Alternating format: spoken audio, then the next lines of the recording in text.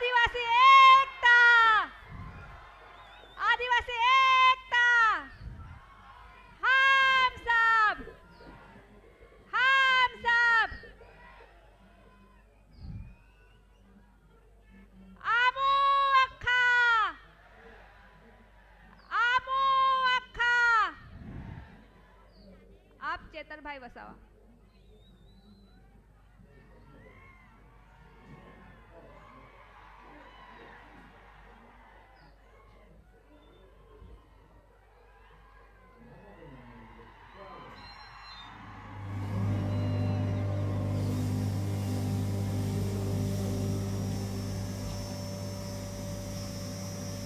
तैतीसवां आदिवासी सांस्कृतिक एकता महासम्मेलन में देश के विभिन्न राज्यों से यहाँ उपस्थित हुए सभी पदाधिकारीगण, वडीलगण, माताएं, बहनें, युवान साथी, सबको मेरा जोहार नमन करता हूँ, उल गुलान जिंदाबाद करता हूँ। सबको प्रकृति की जय, सबको भील प्रदेश की जय। इस मंच से हमारे पहले जो भी वक्ता आए हैं उन्होंने बहुत अच्छी अपनी बात रखी है। ज़्यादा बात मैं नहीं रखूंगा। काफ़ी सारे एमएलएस बैठे हैं, हमारे साथी मित्र राजकुमार जी बैठे हैं, तो उनको भी हमको सुनना है, तो ज़्यादा बात मैं नहीं रखूंगा। लेकिन साथियों, हमारा इतिहास गौरवशाली इतिहास रहा है। जब से ये धरती पे मानव सभ्यता का अस्तित्व हुआ, मानव सामाजिक और मानसिक शारीरिक मनुष्यों का विकास हुआ, तब से आदिवासी इस धरती पर है। आदिवासी यानी आदि अनादिकाल से बसने वाला, उसको हम आदिवासी कहते हैं। तो इस मंच से मैं कहना चाहता हूं, आज आदिवासी को अलग अलग नाम से पुकारा जाता है, आदिवासी के नाम से अलग अलग योजना बनाई जाती है। आदिवासी की अस्मिता मिटाने के लिए आपने देखा होगा, आदिवासी को आज शेड्यूल ट्राइब, जनजाति, वनवासी, वन बंधु के नाम से भी आज बुलाया जाता है। तो इस मंच से सभी मेरे साथियों को निवेदन करता हूं, तो आदिवासी को बचाने के लिए हम कोई वन बंधु नहीं है, हम कोई वनवासी नहीं है, हम आदिवासी है, आदिवासी ही हम रहेंगे।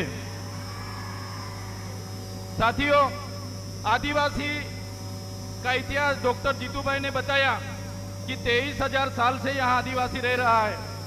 आदिवासी का स्वभाव सरल था, संवेदनशील थे। आदिवासी प्राकृतिक पूजक थे, प्राकृतिक मूल्यों को जतन करते थे, सामूहिक भावना साथ में रखते थे, सहकारी भावना रहती थी।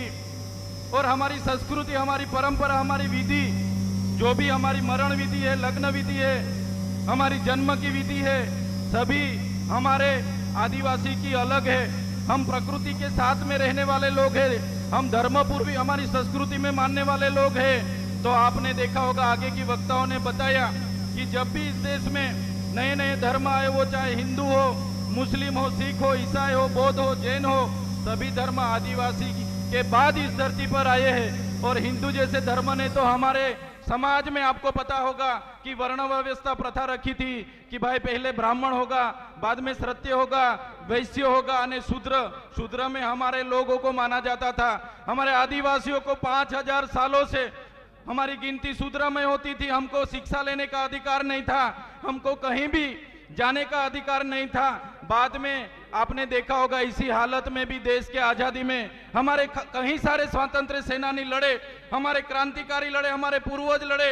वो चाहे बिरसा मुंडा जी हो, वो चाहे खाज्या नायक हो, वो चाहे टट्या नायक हो, वो चाहे तिलका माझी हो, झलकारी बाई हो, सभी आज हमारे पूर्वजों को ये मंच से मैं याद करता हूँ। और साथ ही साथ में गोरू गोविंद जी हो, या दलवाड़ा की क्रांति हो, या रूप सिंह नायक हो, सभी का एक सपना था कि जब भी आदिवासी को स्वतंत्रता मिले तो आदिवासी स्वावलंबित होना चाहिए, आदिवासी स्वतंत्र होना चाहिए और आदिवासी का जीवन शोषण मुक्त होना चाहिए। लेकिन देश की आजादी के बाद भी जो सभ्य संस्कृति के लोग जो शासन में आए, सभ्य अपने समाज को जो सुसंस्कृत मानने वाले लोग आज देश के शासन में आए, देश में संविधान लागू हुआ। संविधान का आमुख कहता है कि ये देश का संविधान, हम भारत के लोग ये देश के संविधान के तहत हमारे देश के लोगों को हम समानता, स्वतंत्रता और बंधुता देते हैं। लेकिन आज भी आदिवासी को समानता नहीं मिली, आज भी आदिवासी को स्वतंत्रता नहीं मिली, आज भी आदिवासी को दूसरी कास्ट में बंधुता नहीं मिली। इसलिए हम कहना चाहते हैं, हम कहीं सारे कार्यक्रम करते हैं और कहीं सारे मंच पर भी हमारी व्यक्तिगत बात हम रखते आ रहे हैं और आज भी हम इस मंच से रखेंगे। जब तक आदिवासी को स्वायत्त राज नहीं मिलेगा, आदिवासी का अपना स्वतंत्र राज नहीं होगा, तब तक ये सरकारों में आदिवासियों का विकास होने वाला नहीं है। हमको तीनों और चारों राज्यों, वो चाहे मध्य प्रदेश हो, महाराष्ट्र हो, गुजरात हो, राजस्थान हो, सभी नेतागण यहाँ बैठे हैं, सभी बुद्धिजीवी लोग यहाँ बैठे, कर्मचारीगण यहाँ बैठे। मैं मेरी व्यक्तिगत तौर पे से एक बात रखना चाहता हूँ, हमको आने वाले दिनों में हमारा जो भील प्रदेश था उसको लेने के लिए हमें आवाज उठाना पड़ेगा। हमको भील प्रदेश मांगना पड़ेगा इस सरकार पे। देश का 29वां राज्य हमारा भील प्रदेश होना चाहिए और हमारा भील प्रदेश जब बनेगा तभी हमारा आदिवासी स्वायत्त राज्य में अपना विकास कर पाएगा। ये हम व्यक्तिगत सोच रहे हैं। साथियों, आपने देखा होगा देश के आजादी के बाद हमारे पूरे देश में 8% आदिवासी है। हमारे अनेक राज्यों में बटे हुए हैं, बंद के नाम पर, खदानों के नाम पर, जीआईडीसी के नाम पर, जीएमडीसी के नाम पर, कॉरिडोर के नाम पर, सेंचुरी एरिया के नाम पर हमारे आज भी पूरे देश में 1,80,00,000 से भी ज्यादा आदिवासी अपने गांव, अपने समाज, अपने संस्कृति, अपनी प्रकृति के साथ छीन बीन होके आज बेघर हो गए, बेवतन हो गए, आज बेबस हो गए। साथियों, हमें विकास से ऐतराज नहीं है, हमें विज्ञान से ऐतराज नहीं है, हमें एक सरकारी तकनीकों से ऐतराज नहीं है, लेकिन जब भी विकास की बात आती है हमारे आदिवासियों को वहां से विस्थापित किया जाता है। वो चाहे बांध हो, खनिज हो, जीएमडीसी हो, जीआईडीसी हो, कुछ भी प्रोजेक्ट नहीं आते, हमारे आदिवासी को टारगेट किया जाता है। और हम जब भी सरकार के खिलाफ आदिवासियों के लिए आवाज उठाते हैं तो ये सत्ता में बैठे हुए लोग पुलिस का दुरुपयोग करके, उनके सत्ता का दुरुपयोग करके हमारे जैसे युवाओं को दबाने के लिए जेलों में डालते हैं।